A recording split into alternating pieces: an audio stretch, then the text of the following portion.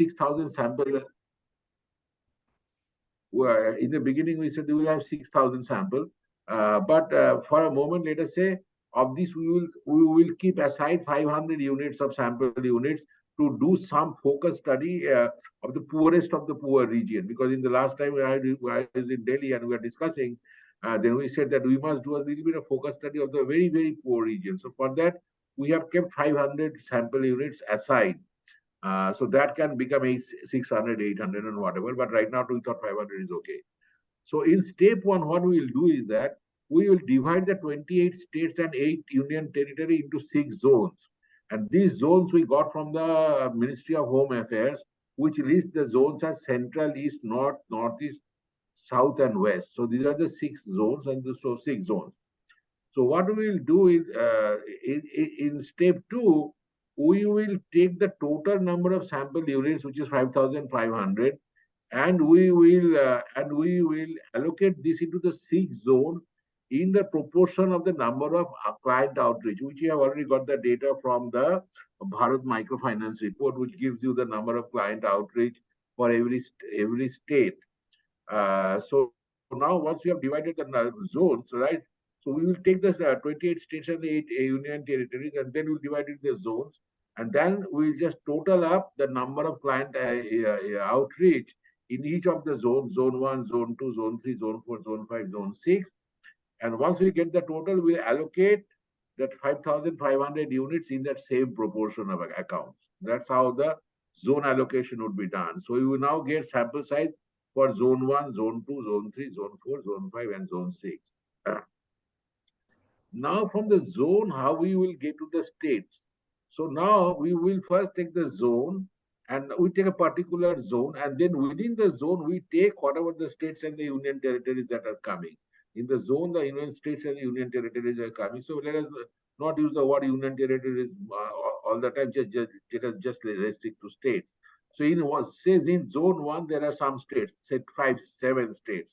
So we will again order the states in terms of the descending order of number of client outreach, meaning the topmost state has the highest number of clients and the bottommost state has the lowest number of clients, right?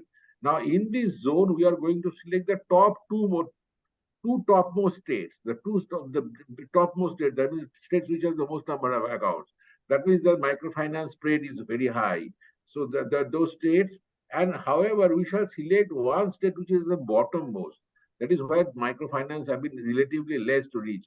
Because in our opinion, to give a nice view, we should have a concept of not only of the successful, but also the where we need to improve our more. So we will select 2 of the top and one of the bottom. So that will give 3 states in a zone.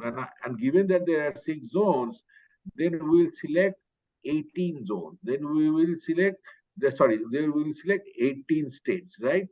So 18 states are done. So now remember, we have already got the sample size allocation for a particular zone. Now in a zone, we have now selected 2 top states and 1 bottom state. So given the sample size for a particular zone, then we will allocate that sample size of that zone between these 3 states again in proportion to the number of clients outreach. So by this, so at the end of this first exercise, we should have allocated the sample size of 5,500 across 18 states. That is 6 zones into 3. So that is the first step. Now, in the second step, however, now we want to go from the state to the district.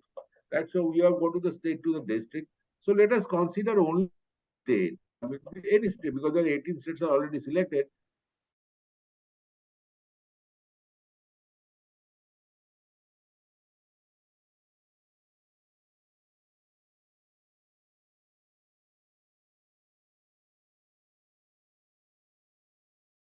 Classified as rural, urban, and semi-urban, right?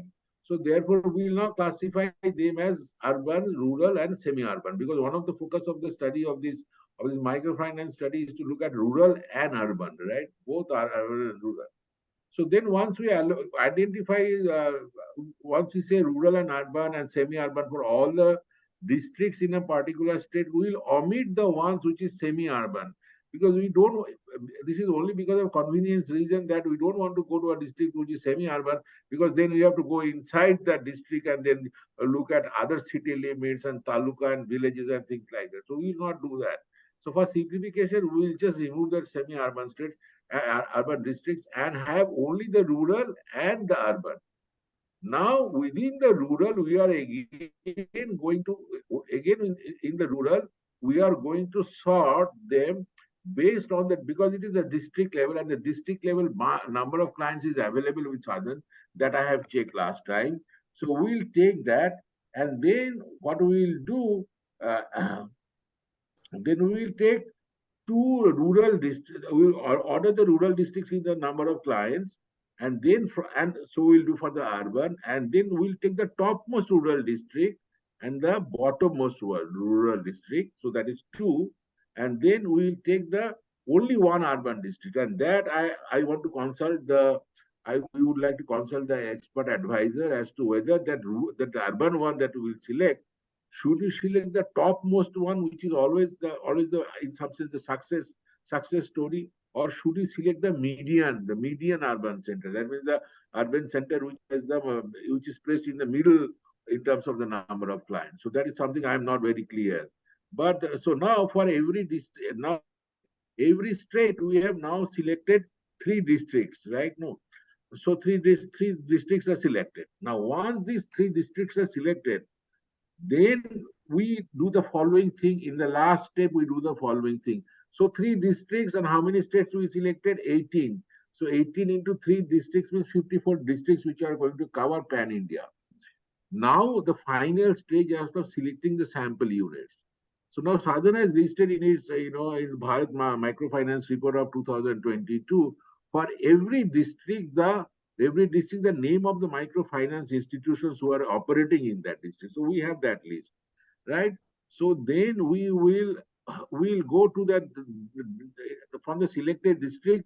We are going to approach to the microfinance institutions. And at that point of time, we'll need the help of Sadhan to just facilitate not the selection of anything, but facilitate our meeting with the microfinance people, so that we will, once we approach them, then we are banking. And I was told on the August meeting that the microfinance institution will be at that point of time should be able to give you the sampling frame. Sampling frame simply means the name of their clients and their addresses. So they will give that. So once they give that and the sample size is already allocated for that district, then we will select random sampling with this following provision, which was discussed in the TOR also. That means 10% of the sample consists of those who are not covered by MFI. So this is some sense a control group. And then 10% which is covered only round one, only one time they have got, 20% for round two, 30% three, 20% four, and 10% of five and above.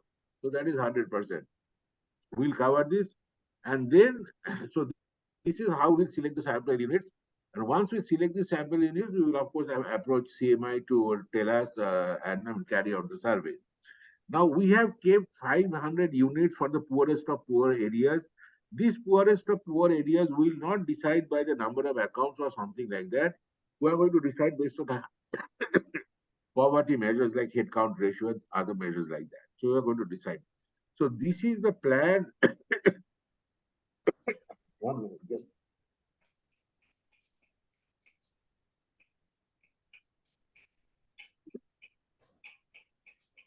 So this is the almost 75% finalized plan of how we will select the states. Now, when we had a meeting on the 1st of August, then because Sadhan is very knowledgeable, so they told us North means these two states, South means these two states. So in my presentation as of now, I have not used any Punjab or Haryana or nothing I have used, right?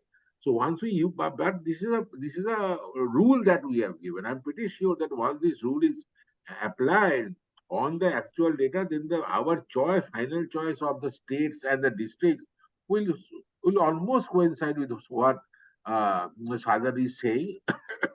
So once we select the districts and the states and the zones, we'll run it through both Sadhan as well as sidbi and also the advisory committee member to see that the selection is correct. That's all. So we will be able to do this in maybe 7 days. Now I come to the second part.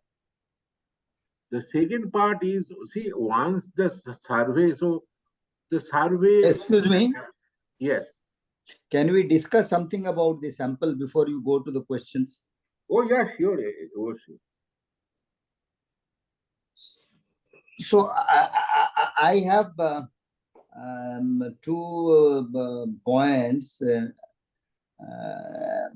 So one is why do we exclude semi-urban? So if you are doing 2 rural and 1 urban, why not do 1 rural, 1 semi-urban and urban? So that will give us a complete picture what is happening. And what is semi-urban today, tomorrow it may be urban also. And what was rural yesterday, it is semi-urban today. So that also will give a picture how things are moved. So why not include all the 3? That is one.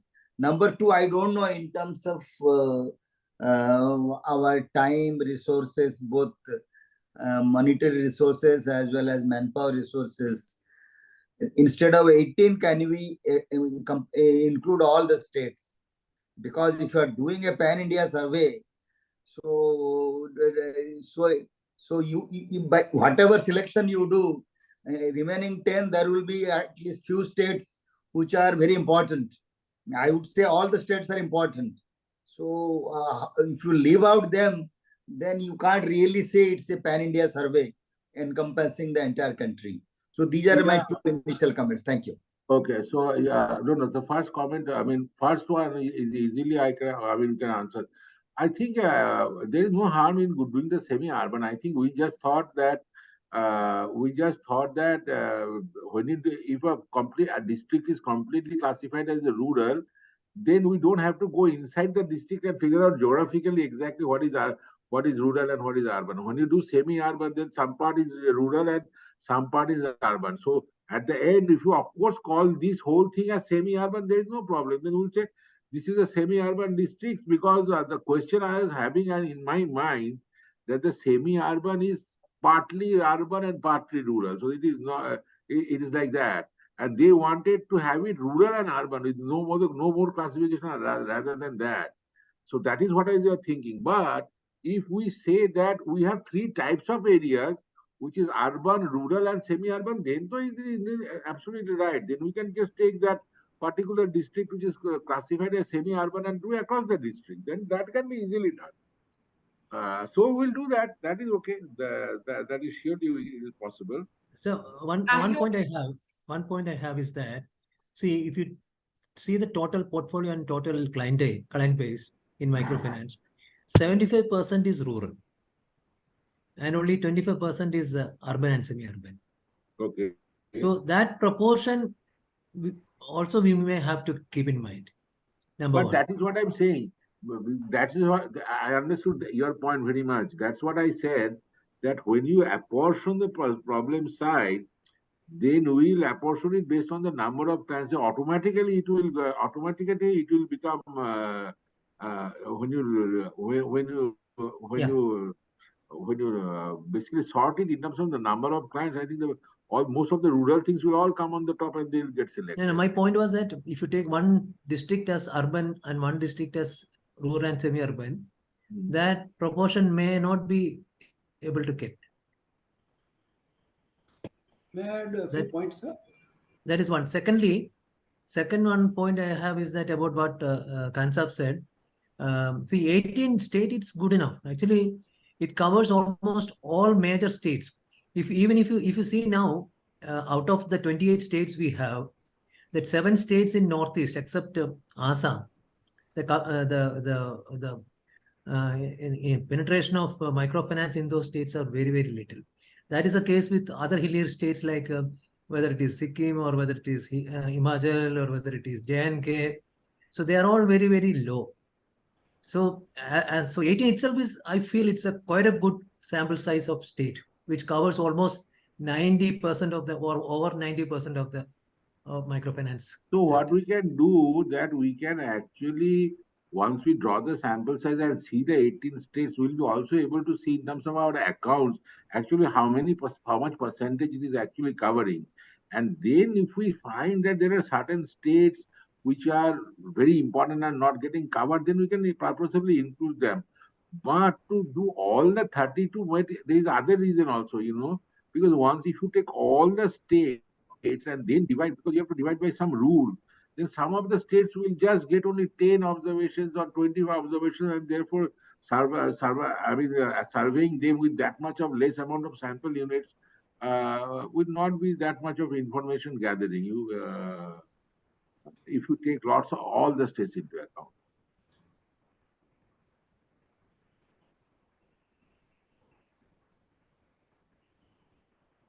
So excuse me, I have just one clarificatory questions regarding this number of client outreach which is done by Sadhan. What is the meaning of this?